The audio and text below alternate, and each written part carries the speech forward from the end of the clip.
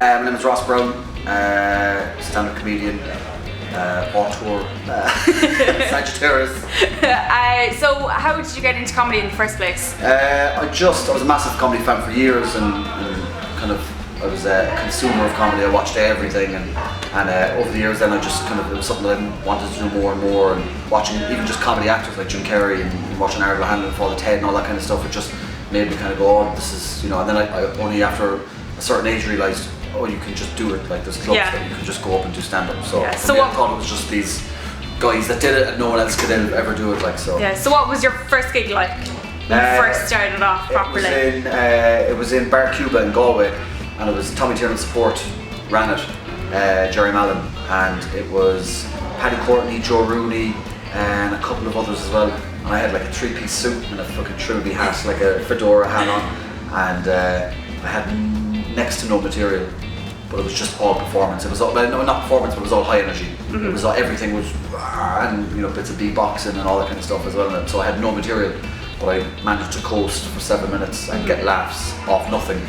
Yeah. So then once I had that, I was like, oh, if I can get laughs off nothing, surely when there's jokes on top of all this, it might be better. Like so. But it was great. Like it was a full room, and it was a really nice comedy club to start in, because it was like, oh, this, like if I started like a dingy little backstreet bar that did comedy and there was 12 people there, it might have, not got me as into it, but when I saw a really good room running really well with great comedians, I was like, oh, this is brilliant, like, so it was a really nice way to start.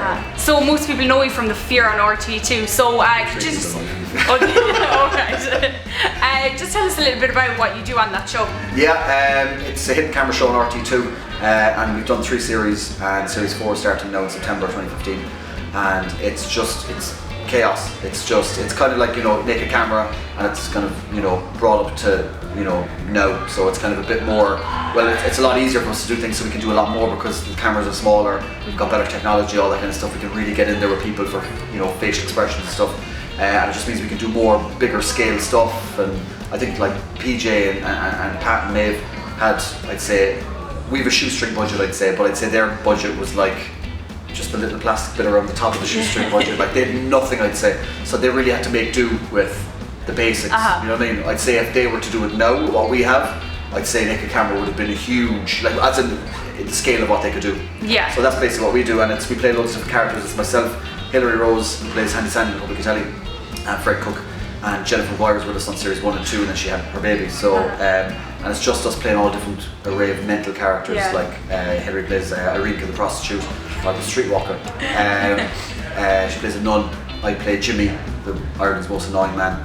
I play Dolph, her Russian pimp. I play Sergeant Major, a kind of a military character, and a couple of others as well. We do all these random sketches as well. So it's become this.